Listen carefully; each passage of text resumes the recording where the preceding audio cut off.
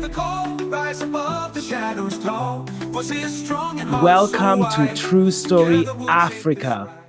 This is the concluding part of the epic true life story of Clara. If you haven't seen part 1, click the link in the description to follow the story so that you are up to speed before watching this video. The story so far. Clara was a young, adorable woman who lived with her father, Mr. Harrison, her mother, and her 2 younger brothers. She lost her mother while she was very young and her father to strange circumstances. She was left with the responsibility of catering for her younger brothers and managing the apartment complex her father had built with a credit facility while he was alive. She eventually balanced the pending financial issues by developing a new initiative, which was a success. She opened up a section of the apartment to abused, homeless, and disadvantaged girls. And gradually she started receiving large donations. The Landlord Association, together with the leader, Mr. Ikina, began to envy Clara and plot her downfall. This is the story so far. And so our story continues. Meanwhile, Clara received a strange visitor, a rich, wealthy businessman, simply known as Chief Obi. He initially visited Clara's safe haven apartments under the guise of making a huge donation, but his demeanor had questionable intentions. He hid the girls under Clara's care with evil, seductive looks and left with a promise to return soon with an even bigger donation. The Landlords Association, emboldened by Mr. Harrison's absence, resumed their campaign of intimidation. The rumors they initially spread about Clara began to take root, and gradually the generous donors began withdrawing their kind gesture. This caused a dry up of much needed funds to run the apartment building successfully, and this began telling on the financial health of the establishment. Chapter 6. The Evil Arrangement. As weeks passed, Clara's financial woes worsened. The bank issued a final warning about the unpaid loan, and her brother's school fees were overdue. Despite her determination, she felt trapped in an endless cycle of debt. The stress began affecting her judgment, and she grew increasingly irritable with the girls and her tenants. For the first time, Clara questioned whether her father's dream was worth the sacrifices she was making. Her resolve began to falter as she searched for a way out, even if it meant compromising her values. Chief Obi couldn't stop thinking about the underage girls he found in Clara's safe haven apartments. He became obsessed with them, and so he returned back to the complex, this time with a more direct proposition. He offered Clara an astronomical amount of money in exchange for discreet access to one of the girls. Horrified, Clara flatly refused and ordered him to leave. But as the days passed, the reality of her financial situation grew more dire. Her brothers complained about not having enough food, and the thought of losing the apartment haunted her. The temptation of Chief Obi's offer began to gnaw at her, and she found herself contemplating the unthinkable. When the financial strain got to a tipping point she could no longer handle, she realized she had no other options left other than to succumb to Chief Obi's unholy request if she wanted to continue managing the apartment building. And so one night, Clara decided to take up the offer presented to her by Chief Obi. She drugged the food meant for the girls, convincing herself it was a one-time act of desperation. After the girls fell asleep, she unlocked the door to their room, allowing Chief Obi to enter. Her heart raced with guilt and shame, but she justified her actions by thinking of her brothers and the debts she needed to clear. The next morning, the girls woke up groggy and confused, unaware of what had transpired. Clara avoided their eyes, ashamed of the betrayal she had committed against those who trusted her. The money from Chief Obi solved some immediate problems, but it also created a dangerous precedent. Word of Clara's actions spread among Chief Obi's wealthy friends, and soon she began receiving more offers. At first, she rejected them, clinging to the hope that she could redeem herself, but as the debts mounted, Clara found it increasingly difficult to say no. Each compromise brought more guilt, but it also brought financial relief, allowing her to keep the complex running and her brothers in school. Clara began charging exorbitant fees for wealthy men to have access to the girls. She would drug their food and drink and leave their room unlocked. And almost every night, different rich men would visit the apartment discreetly to have their way with the girls. The girls, oblivious to her schemes, begin to notice unusual symptoms and complain about feeling tired and sore. Clara dismissed their concerns, further deepening the web of lies she had spun around herself. Unknown to her, Chief Obi was actually a close friend to Mr. Ikenna. During a series of conversations, Mr. Ikenna told his friend his nefarious plans to bring down Clara once and for all. Chief Obi innocently spilled details of his unholy arrangement with Clara while they were discussing. When Mr. Ikenna heard this, an evil smile formed gently on his face. He knew he had her where he wanted.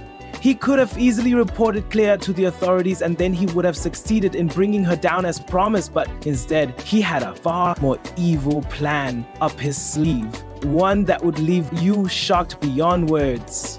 He wanted to tarnish the family name of the late Mr. Harrison by discrediting his daughter Clara. And so he met with some shady-looking figures in an uncompleted building and handed a bag of cash to one of the men while giving specific instructions as to what exactly he wanted him to do for him.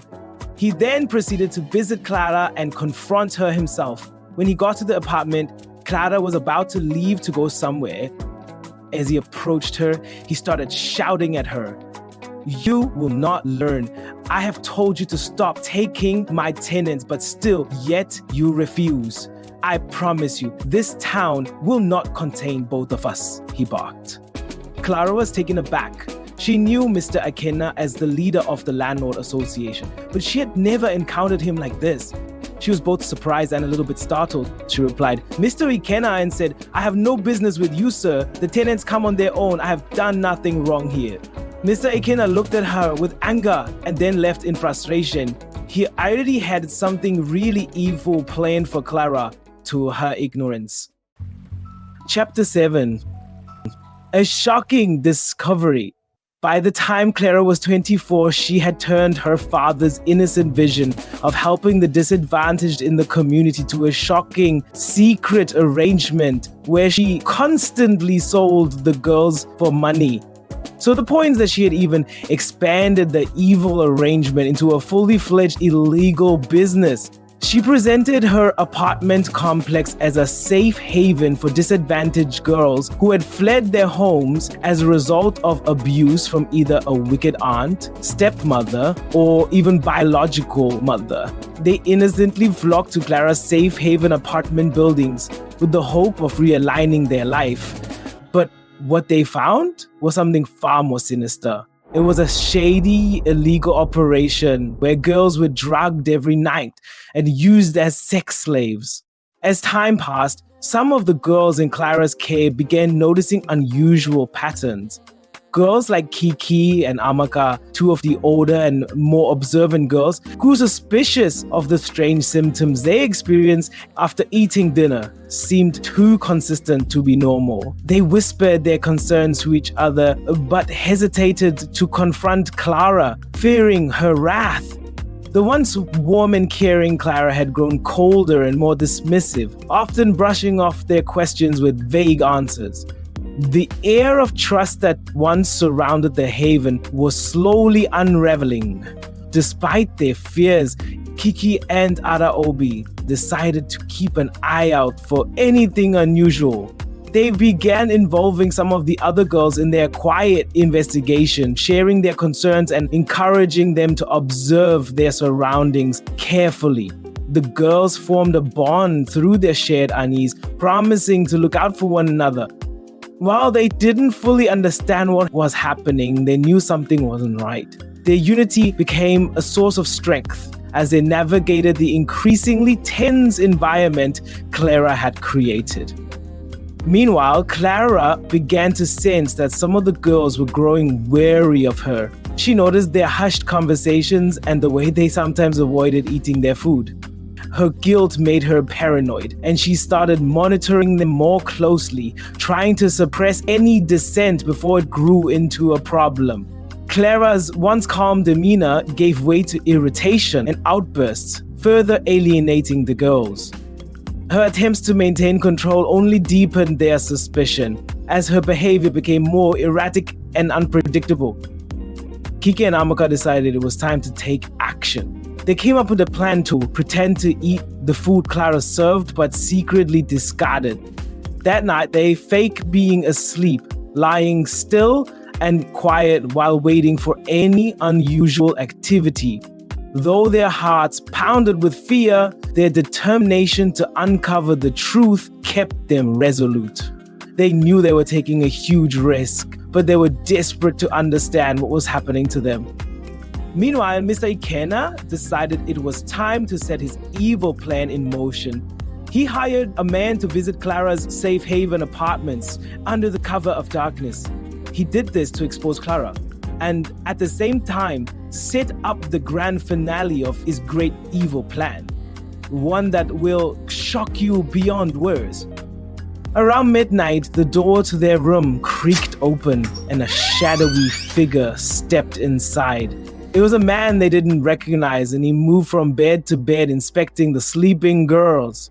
Kiki and Amaka held their breath, feigning sleep as the man approached their beds. He stopped, leaned closer, and attempted to touch Kiki. Unable to contain her fear, she let out a shrill scream that echoed through the complex, waking everyone. The man panicked, stumbled out of the room, and fled into the night. The girls, startled by Kiki's scream, began shouting and running out of their rooms. The commotion drew the attention of the neighbors, who rushed to the scene.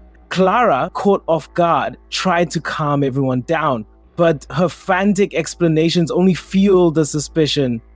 The girls recounted what they had seen, and the neighbors started questioning Clara about what was going on in the haven.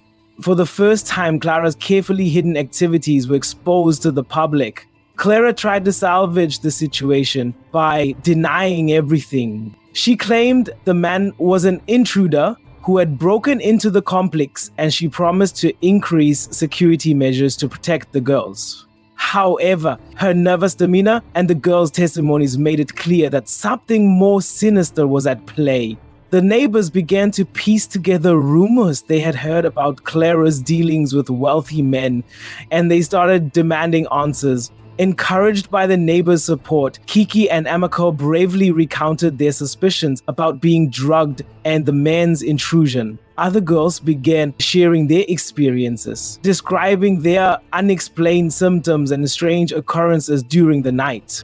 The once silent victims found their voices, and their stories painted a damning picture of Clara's betrayal. The community was horrified by what they heard, and their respect for Clara quickly turned into outrage. Chapter 8: A New Identity. Realizing that her secret was out, Clara panicked. She knew she wouldn't be able to face the community's wrath or the consequences of her actions. Under the cover of darkness, she packed her belongings and fled the complex, leaving everything behind, including the girls and her younger brothers. Though she left behind enough money to cover her brother's education, her departure was a cowardly act that cemented her fall from grace. As Clara approached the car park, a group of mean-looking men quickly grabbed her and put her into a car and sped away. A cloth laced with sleeping substance was used to cover her head and face to render her unconscious.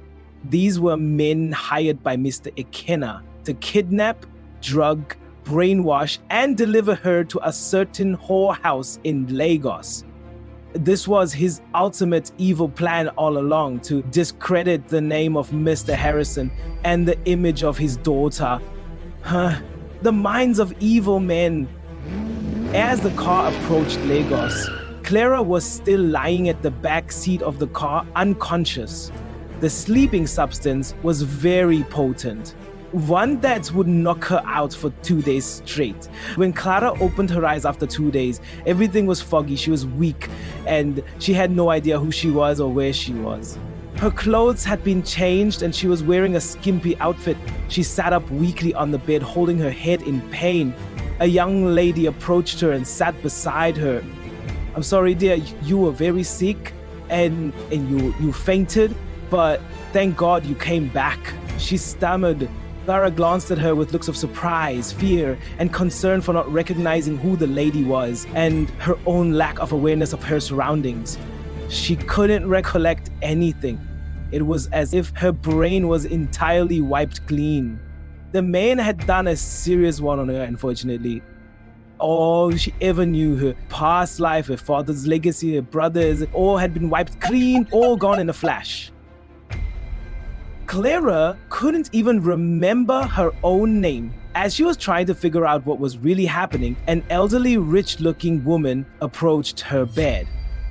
This was Madame Vicky, the owner of the whorehouse. Madame Vicky, a former escort herself, rose from being just a simple escort girl to becoming a powerful, influential figure who had the contacts of wealthy men in power at her beck and call because she constantly supplied them beautiful girls.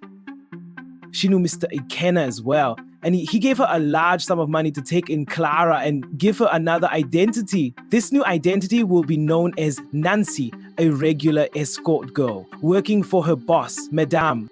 As Madame Vicky approached her, she sat beside Clara and embraced her and told her she was part of the family. She saw the light to her by showing her doctored pictures of a non-existent life Clara never lived. Madame Vicky sounded very convincing as she painted a picture of Clara escaping from a home where her father sexually abused her, which eventually led her down this awful path. Madame Vicky convinced Clara she was the one who took her in when her father chased her out of the house. She claimed that the only way Clara will be able to repay her back for all the imaginary expenses incurred over the years was to be an escort girl for just a set period, and she would be free to go.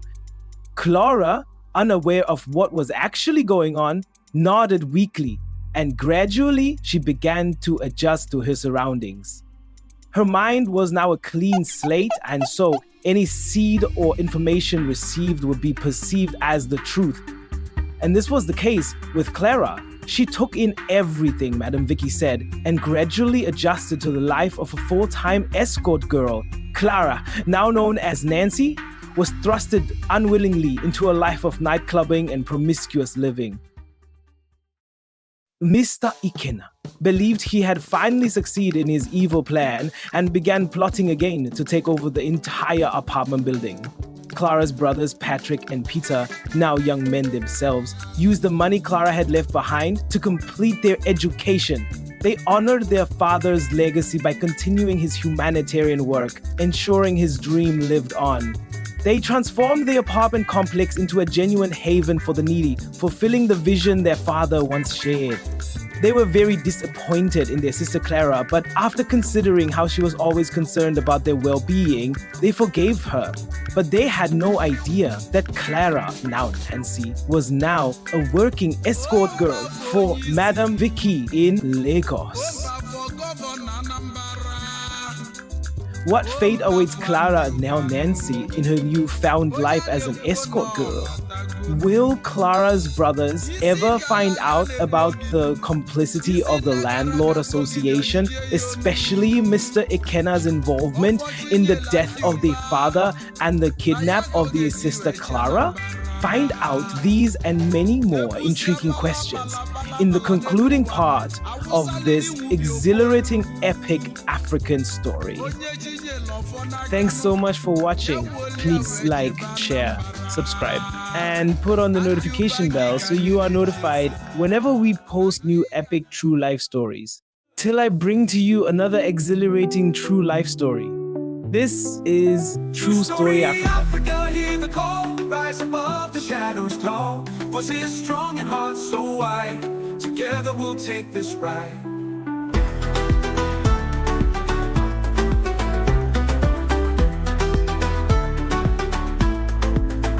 Savannah whispers secret soul. Lions roar, the tales unfold.